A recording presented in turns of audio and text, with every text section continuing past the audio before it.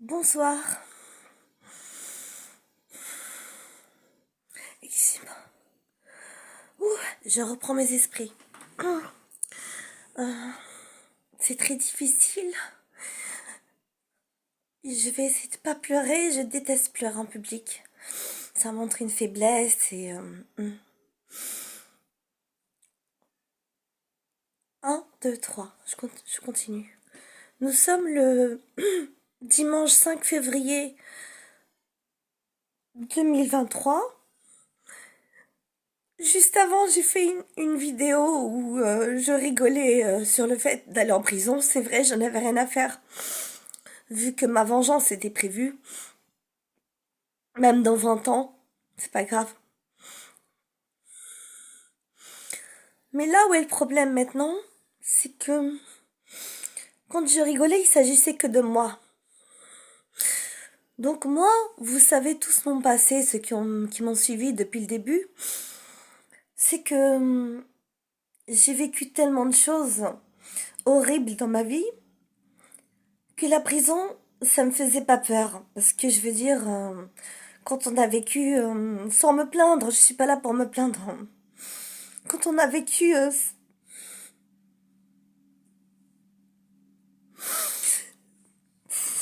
je me calme. Quand on a vécu 6 ans dans la rue et était agressé régulièrement, je me suis dit que de toute manière, si j'avais eu le courage de vivre tout cet enfer, je pourrais avoir le courage de vivre l'enfer de la prison. Mais je suis pas en train de parler de moi là. Il s'agit de mon père en fait.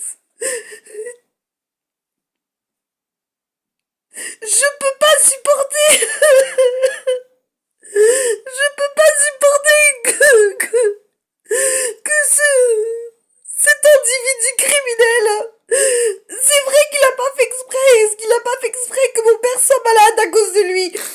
Mais il est intelligent, il sait très bien que quand on attaque une femme, ça attaque sa famille aussi. Parce que je veux dire, je lui ai parlé de mon père pendant tous les 2 ans où je lui ai hébergé. Il sait très bien qu'on est très proches. Donc, il est assez intelligent pour savoir que ça va attendre mon père. Et là, mon père a des problèmes graves de santé.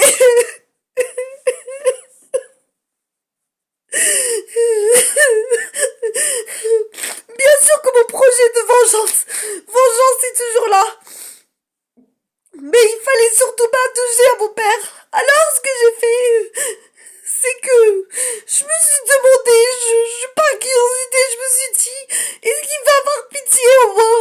Pas de moi parce que je sais qu'il est misogyne. Je parle de Victor Hamid. Je parle de Victor Hamid qui a porté plainte contre moi pour ses SMS violents un suicide judiciaire puisque je me suis adressée, pardon, je me suis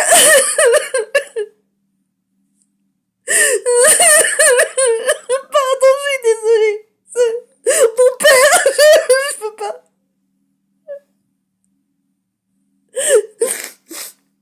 J'arrête. Ces textos étaient un suicide judiciaire, comme disent les psychiatres, parce que quand une femme menace un homme, c'était des menaces, oui, criminelles, mais pas des menaces de mort. Je me suis adressée à la police, je vous l'ai déjà dit. Donc la police est assez intelligente, elle qui enquête sur des vrais criminels. Quand une fille menace quelqu'un en disant bonjour la police, c'est qu'elle sait qu'elle va être condamnée. Donc, je ne suis pas là pour faire le procès de la justice qui est corrompue ou pas. Je ne comprends rien à cette affaire. Et je veux plus comprendre. Et je m'en fous d'aller en prison.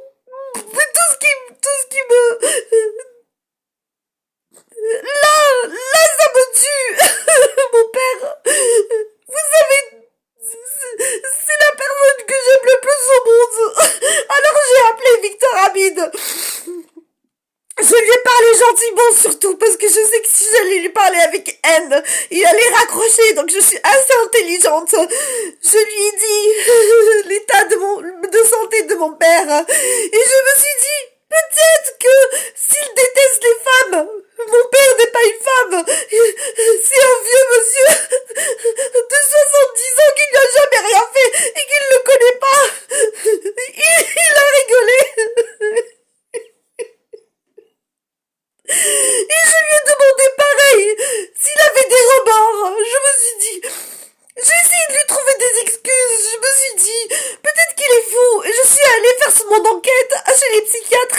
qui avait le droit de transgresser le secret professionnel en cas de crime. Je lui aurais pardonné, je vous jure. Je me serais pas vengée si les psychiatres m'auraient dit qu'il est fou et que Victor Hamid est fou parce qu'un fou ne sait pas ce qu'il fait. Mais tous les psychiatres ont été, tous, ils ont dit pareil. Il sait ce qu'il fait, il calcule ce qu'il fait, il prémédite ce qu'il fait. Donc je ne peux pas lui pardonner. Vous rassurez-vous, je vais pas faire que pleurer sur la vidéo. Je vais chanter une chanson classique pour mon père, qui est en allemand, qui s'appelle Isha Begenung, qui veut dire qu'il s'adresse à Dieu. C'est une supplication à Dieu. Ça veut dire, je me rappelle plus, Isha Begenung, ça veut dire, oui, Dieu, je t'en supplie, pardonne-moi. Oui, ça veut dire ça. Donc, je sais que moi aussi j'ai des défauts, que je suis pas parfaite, mais je pense que j'ai pas mérité ce sort de 6 ans dans la rue, mendiante, 10 viols, 10 tabassages, 3 jours de torture. Et là, en plus, la prison. Mais c'est pas grave, j'étais prête à endurer encore un enfer, encore sur terre. Mais je ne permets pas que mon père risque de mourir à cause d'une petite racaille qui n'a aucune pitié pour personne. Je l'ai testé. Je lui ai dit s'il avait peur de ma magie noire. Il a insulté même les esprits. Il a peur de rien, mais j'ai dit mais c'est pas possible. Il a peur de rien. Il a insulté Dieu. Il a insulté Jésus-Christ. Alors que soi-disant il faisait le ramadan, je croyais qu'il était musulman. Il a insulté même Mohamed. Et même jusqu'à Satan. Je suis contre Satan, je suis pas satanique. Je redis que la magie noire n'est pas du satanisme. Et je déteste Satan. Mais ça veut dire qu'il n'a peur de rien. Ni de Satan, ni de Dieu. C'est-à-dire qu'il a un sentiment de surpuissance. Et j'ai vu des reportages, vous savez très bien que je regarde des reportages sur la criminalité. J'ai vu des vrais assassins qui avaient tué leur femme par erreur. Parce que vous savez, des fois, il y a des hommes qui surprennent leur femme en train de les tromper dans leur lit. Et par pulsion, ils les avaient poignardés. Même ces assassins ont eu plus de pitié, ont eu des remords. Victor Hamid n'a aucun remords, j'ai jamais connu quelqu'un de sans pitié comme ça. Je ne comprends pas comment... C'est un être humain. Il n'a pas pitié de mon père. Mon père ne lui a jamais rien fait. Il sait que c'est le seul personnage qui reste dans ma vie. Vous savez que ma mère est dans une secte, que je n'ai pas de mère, que mon frère est en Amérique. Il me reste que mon père. Voilà. Je le considère maintenant. Victor Hamid, je sais, je vais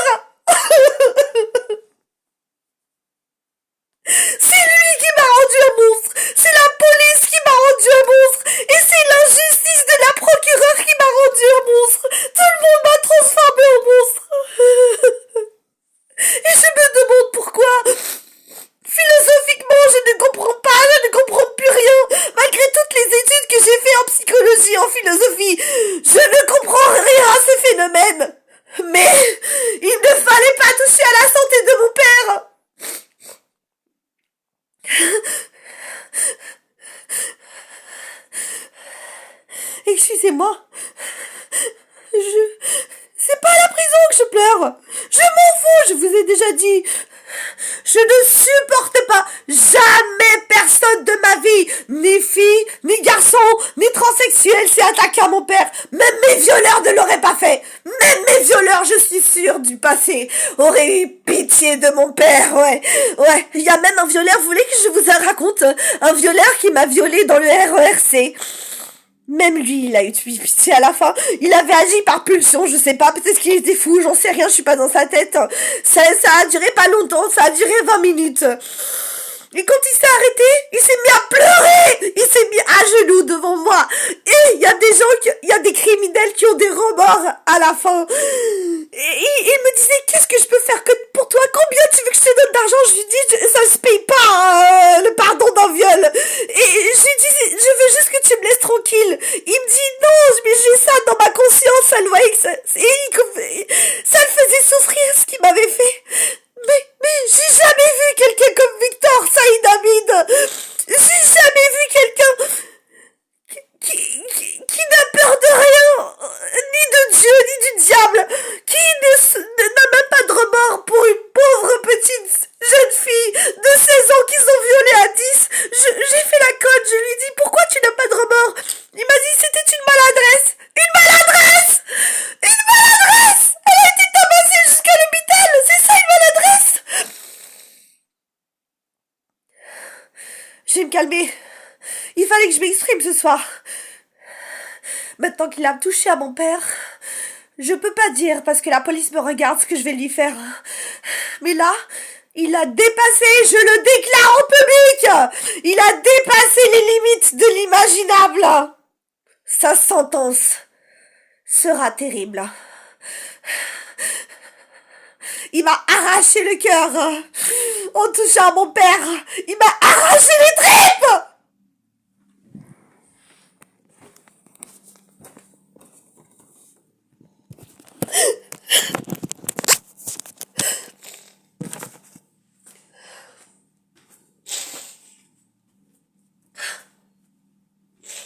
C'est bon, la tempête est passée.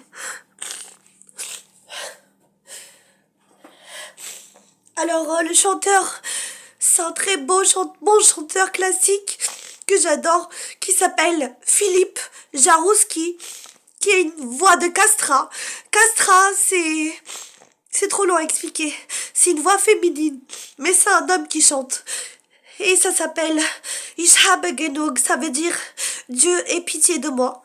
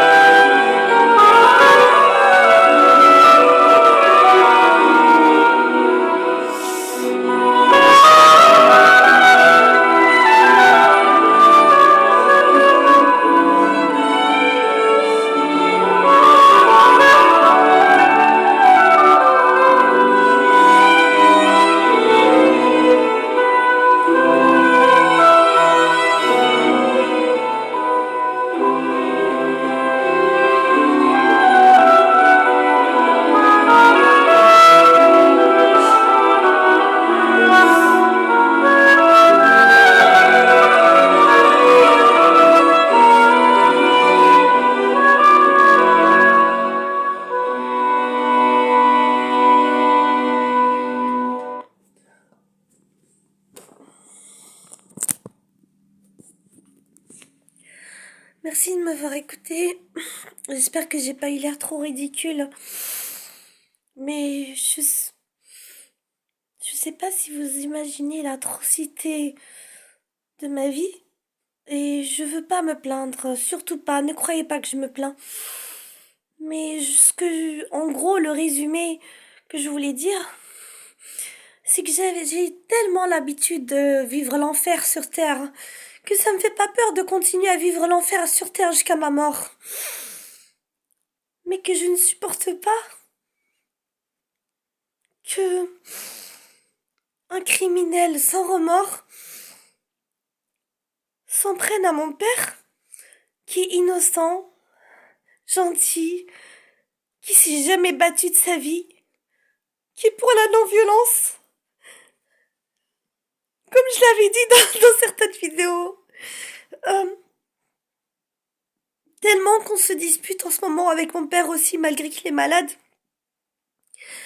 Parce qu'il me connaît parfaitement. Il sait que moi je suis contre le pardon, surtout l'impardonnable. Et du coup, à cause de Victor aussi, Abid, je ne peux plus parler à mon père. Parce que mon père refuse de me parler, parce qu'il ne supporte pas le fait que je vais me venger. Tellement, il est pour la non-violence. Donc, je vous jure que je pleurerai plus jamais. J'essaierai de plus pleurer sur mes vidéos. Mais là, c'était trop.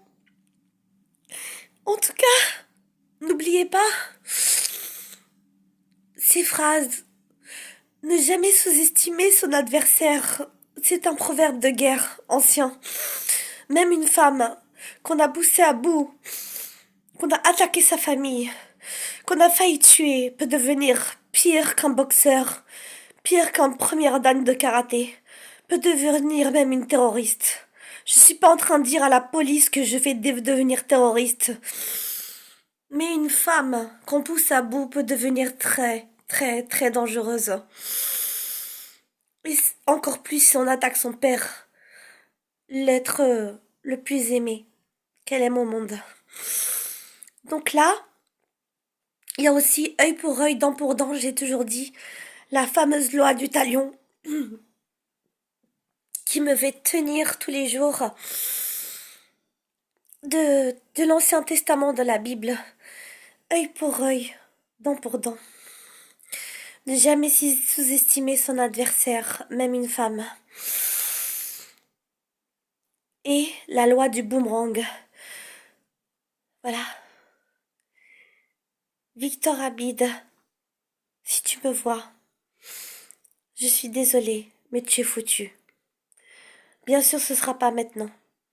Et je sais que la police me regarde. Et je m'en fous de l'avis de la police qui a toujours été contre moi. Je ne sais pas pourquoi, c'est un mystère, je ne suis pas Dieu. Et je m'en fous de ce que pense la procureure de moi, qui a toujours été contre moi. Je ne sais pas pourquoi. Je m'en fous de toute la justice qui est contre moi. J'ai tout le monde contre moi. Je m'en fous. Mais je parle à Victor Abid. Je suis désolée, Victor Abid. Là, tu as touché à mon père. Hein. Il risque de mourir. Tu as dépassé les limites, mes limites, de l'imaginable et de l'entendement. Et je peux, en plus, comme tout le monde sait que je suis bipolaire, j'ai toujours dit que la folie est une force. Si je te vois, et je vais te voir un jour, hein, t'inquiète pas. J'ai tous les moyens de renseignement pour te retrouver, tu le sais. Si je te vois un jour, ma folie va m'aider justement. Parce que la folie, je le redis, n'est pas une faiblesse, est une force. Je vais perdre la raison quand je vais te voir. Je vais perdre la raison. Je sais pas de quoi je serai capable de te faire. Mais tu es foutu, Victor.